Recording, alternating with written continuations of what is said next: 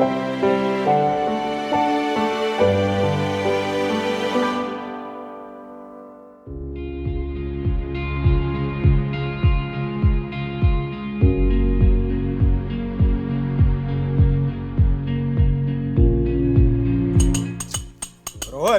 परत तू चमच्याशी खेळतोयस? मजा येते दादा, पण हे चुकीचं आहे का? चूक नाही, पण हे चांगले टेबल मॅनर्स नाहीत. तुला माहिती आहे का, टेबलावर बसून वागण्याचेही काही नियम असतात. खरंच? मला सांग ना. सांगतो. टेबल मॅनर्स म्हणजे अन्न, स्वयंपाक करणाऱ्या व्यक्ती आणि टेबलावर उपस्थित इतर लोकांप्रती आदर ठेवणे. चल, मी तुला नीट समजावून सांगतो. भोजनाच्या आधी तुमचे हात स्वच्छ धुवा आणि तुमचं ताट आणि चमचे स्वच्छ आहेत की नाही याची खात्री करा. सर्वांची वाट बघा. सर्वजण बसून अन्न वाढेपर्यंत थांबा. भोजन करताना योग्य प्रकारे चमचे वापरा. काटा चमचा किंवा सुरी योग्य प्रकारे वापरा.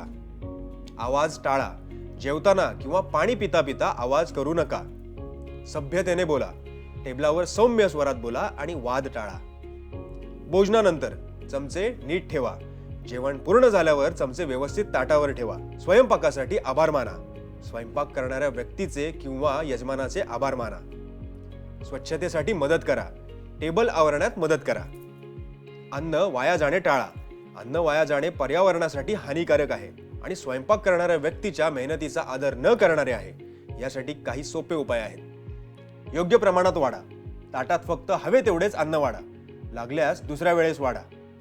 जास्त अन्न वाटा. शक्य असल्यास शिल्लक अन्न गरजू व्यक्तींना द्या. कचऱ्यात न टाकता खत बनवा.